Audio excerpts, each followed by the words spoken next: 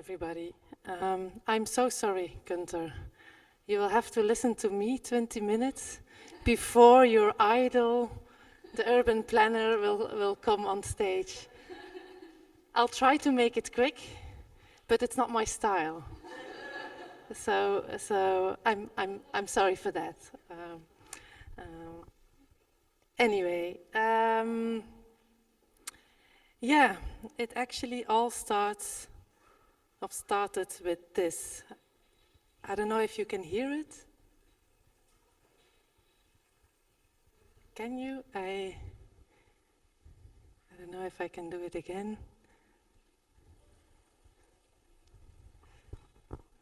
This is the view we had for 6 weeks from our apartment. It is, we lived there on top in one of the academic guest houses with a lot of Ukrainians and other people. It's a very nice place to stay. And we see this fountain all the time. I mean, it is there, and when you wake up in the night, you hear it. So we hear water 24/7, all the time. It's all the time there, and it has been cleaned also last week, and I found it also very beautiful that it was cleaned. And during the market, you could fish little ducks like you would do in whatever.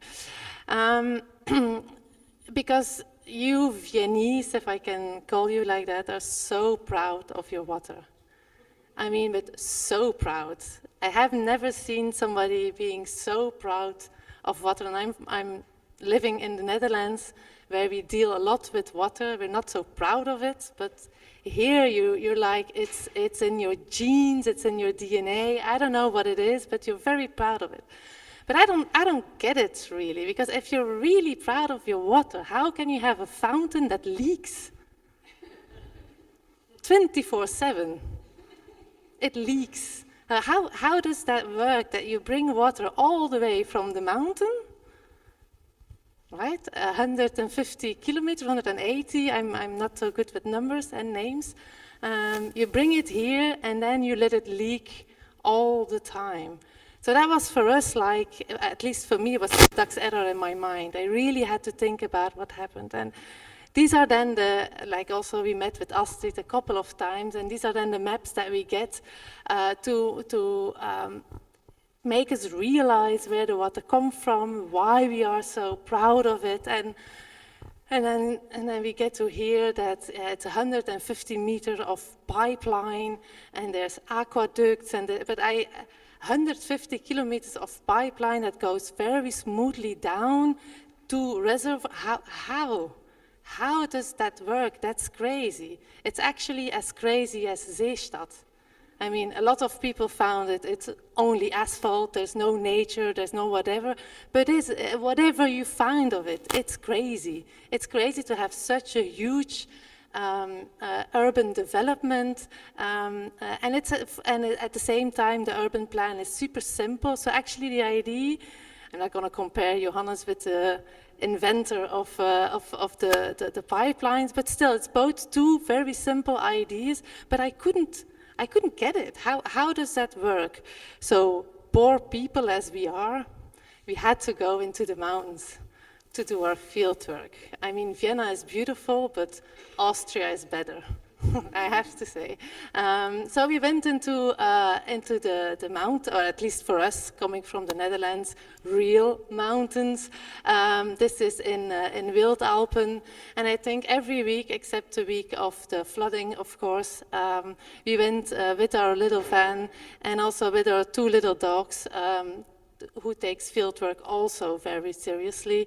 We went into the mountains to really get an idea of what is it then? What is it then that makes you so proud of your water? Or is it, how does that work? And we got an idea, and we try to, I mean, there's nothing wrong with these types of maps, but they don't speak to my imagination. It is a very actually technical or technological map, but I couldn't get it. So we wanted to make another type of map that really explains how crazy this whole system actually is. So with our two little dogs, Bruno, the girl, and Peer, the black boy. We went walking, hiking, running, all the way up. And we are used to that. We are used to mountains. This is our mountain in the Netherlands. It's the highest peak of the Netherlands. It is 233 or 322.5 meters high. And we're halfway. But we're very proud of it, so we really enjoy the mountain life. So we felt like Austrians immediately, you can imagine. For us, it's mountains are for us very important. And this is a postcard of somebody, a local person in the south of the Netherlands that gave it to us as some sort of gift. But we really enjoy all types of mountains, whether it's Alps, whether it's in any kind of country, because just simply look at them. They're just, it's a silly, or maybe not a silly picture, it's just a random picture of one of the beautiful mountains in the Alps, and there's so much detail in it. I mean, the stone I have here in my left ear is picked up while I was taking this picture, and at the same time it's so massive. So we try to see mountains everywhere, just as a training to stay overwhelmed and astonished by your environment. So actually each time I go for a hike, I'm training, not training my hiking skills, but training my imagination skills. So when I'm in Seestadt, I also try to see the mountains. Where are they? Yeah? With the same type of fascination. And you can see actually the Schneeberg from Seestadt on a day like today, when there's a very blue sky.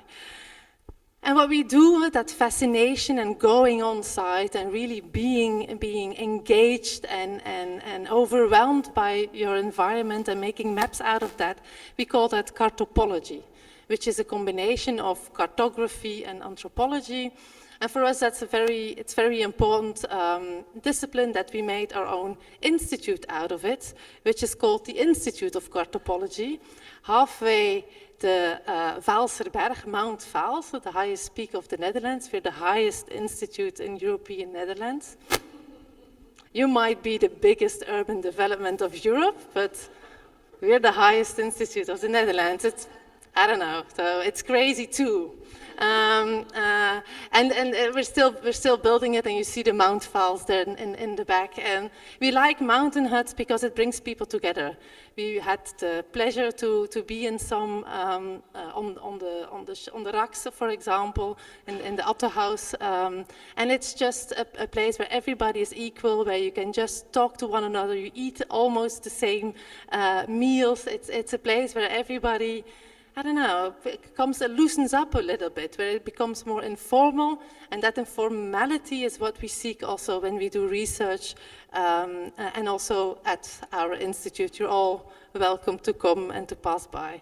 It's not as beautiful as Austria, but it's the most beautiful place of the Netherlands. So you can imagine that these types of architecture we really like, we really enjoy, and we felt immediately at home also in Vienna, but especially in the mountains around Vienna. And we had the chance to really see this beautiful mountain, the Schneeberg, with a bit of snow on it, and also on our feet at that time there was still some snow because of the heavy rainfall and of the flooding that took place a couple of weeks earlier. And it's just incredible. And then to realize that this is where your water comes from, where you're just flushing your toilet with. This is what happens in Vienna. How crazy is that? I still can't get my head around that idea, and that it doesn't cost you any energy. To the contrary, it even generates energy in a way. I found that fascinating. And how is it then possible that it's just a fountain that is leaking? I was like, how do those things work? So that mountain is so generous that it filters the water for us. That is what is happening. That is so beautiful. And why would that mountain be much more important to us than Seestadt if you think about soils, and hi Marlene, if you think about soil and if you think about caring about our environment. So how does it work then? So you're on that mountain, you see it, and you can at least I can imagine, okay, the snow melts, it goes into the mountain, and I mix a bit the two places, but yeah, it's just too fascinating. And this is where it comes out again. It's not just a teeny tiny source, it's like a waterfall. I think it's the most, I only travel in Europe, but it's, I think, the most beautiful place I've ever seen of pure water and of overwhelming of what we get from that nature, and that you see this water, and in 24 or 36 hours, I will take my shower with. How cool is that? I mean, that is, I found that so crazy, and that we don't really realize that, especially when I look at the map that Wiener Wasser made, a very beautiful map, but I can't visualize it. And when I saw this, I always thought the source, that's like a teeny tiny tap coming from, I don't know, somewhere, a little rock somewhere, but it is just a huge fountain. And then I understand that you don't care if the fountain leaks, because there's so much, and it will never, ever stop, but you're not so proud of the water, actually. You're much more proud of your mountains. We learned that to become an Austrian, somebody said, you have to go up into the hills, into the mountains. That's where you become an Austrian. And I totally get it. I'm not one. I mean, I would not pretend, but that I get the idea of it. And then, of course, then the whole technological part ends. And we already saw the pictures of Astrid, but we took this little video, which you can all visit somehow, but look how crazy that is. It's so much water just coming out of the rock, in a way, all the way into the glasses of the Quellewasser that we will order. And then we don't like water, so we put apple sap in it. And then we wanted to verlängert with Leitungswasser. I mean, it's a crazy idea. And this is then inside Kaiserbrunn. Oh, you don't see it very well, don't you? It's difficult to film, but I would all invite you to go there. It's such a beautiful architecture. You feel so small when you're in there. And the water that, I don't know, was under my feet when we were looking at the Schneeberg, all the way comes through this beautiful architecture and this beautiful idea of getting the water flow all the way to Vienna. Then it goes into reservoirs, one of the beautiful reservoirs that we also had the chance to visit. And then finally, it comes out of my tap. And that's just, it was such a pleasure and almost a privilege that we could follow it, that we could follow this complete way of how you all get to experience the simple things of like water in your life. And we wanted to make a map of that. And especially because one of the people in your parliament, we tried to put it in, with the help of Bernd, of course, but we do without him, but we tried to put it in dialect Viennese. So actually that it said that I would never, ever, ever, ever drink groundwater. I would only drink source water or spring water, water that comes out of the mountains. And then if you go to visit one of the museums that Wiener Wasser has as well, there's 5% of groundwater in your water already. We were like, how can you make a difference between water that is also groundwater in the mountain and water that is also groundwater like the Aspern See, which is also simply groundwater, Quellewater, source water, and it's as blue as the one that you see in what for us would be mountains. So we were like, there's no difference. It rains everywhere. Rain is rain. We have to care about the mountains, but we also have to care about the soil here as much as in the mountains, because it's all water and it's all floor and ground that helps us filtering it. The only difference is, I agree, that we have to pump it up so that you need energy instead of that it gives you energy. But still, what if you would think about Seestadt as a place where you could also have very clear water. And it's not something to dream of, it's actually something that already exists. So right on the right side, it is a picture taken at the Wildalpen, one of the, I don't know if it's a proper reservoir, Astrid, voilà. Voilà. And normally there's no water that comes out but because of the flooding, there's still so much that it's, that it's overflowing. And on the left side, the first week we were here, it was 30 degrees. With our little dogs, we were in the Hundezone, in the water there, and it has the same color. It's one of the most cleanest waters of Vienna. Here we have in the Seestadt. It's also super deep. It's 12 meter deep, and it gets like fueled because of the stream of the groundwater every 8 days. 10 to 12 days, I'm sorry, I was too optimistic. But so you can have beautiful water everywhere and clean water and we couldn't stop questioning why are we so proud of this and not of that. Well, we are, in Seestadt we are, and we don't say it too often so that not the whole of Vienna comes here to swim, but still, why is there such a difference in image? So we started to make a map with both sides on it. To make a map with and that's the one that you can see there.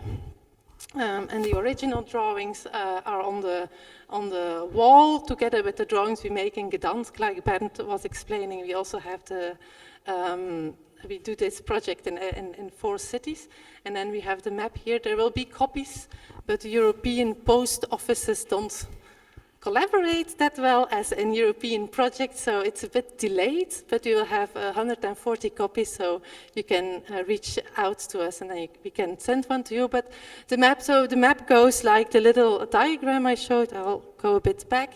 So on one side you have a mountain, and on the other side you have the groundwater, but actually it's all the same. It's a fact of how you turn your page and what you see as a mountain and what you see as, source water, I would say, and what you see as groundwater. So this map is also a map that you need to turn around. So now on the left side you see Seestadt with the Aspern Zee, with the U-Bahn, and with the shutter, I don't know the word now in English, that was taken out to create that huge lake and then to build up the city or the buildings. And then if you would turn around, then you would on this side you would see this is the tip of the Schneeberg, and this is the Kaiserbronn, and then you see all the way like this you go. So actually I made a very cute 90s animation. Wait. How cool is that? I was very proud of it. Yeah. Yeah. But you can do then that also in reality just by turning around the table and have a look. And we also have an extra page in it where we have put extra information because we don't know everything about the genius idea of Seestadt, the crazy idea of Seestadt and the crazy idea of the water pipes. But everything we knew in 6 weeks we wrote down. Not to be complete, but I hope to inspire you to the next time that you go on a mountain or that you see the Aspern Zee or that you open up your tap of water, that you think about the craziness behind all the ideas. Even though you dislike all the asphalt here, that there was an idea behind it. And maybe it's good to first understand it before we start judging it. To give a couple of ideas, and then I may be already out of time, I don't know. It's for Gunther, because he's waiting for Johannes. As I said, it's 12 meters deep, the Aspern Zee, and its depth keeps also a sort of natural flow, and it also helps in cooling down. So it's also very fresh water, and also our dogs really enjoyed it to play it in, and it's therefore also relatively cool in the hottest day of the year. And there's two other parts where you can zoom in on the map later on, is that there's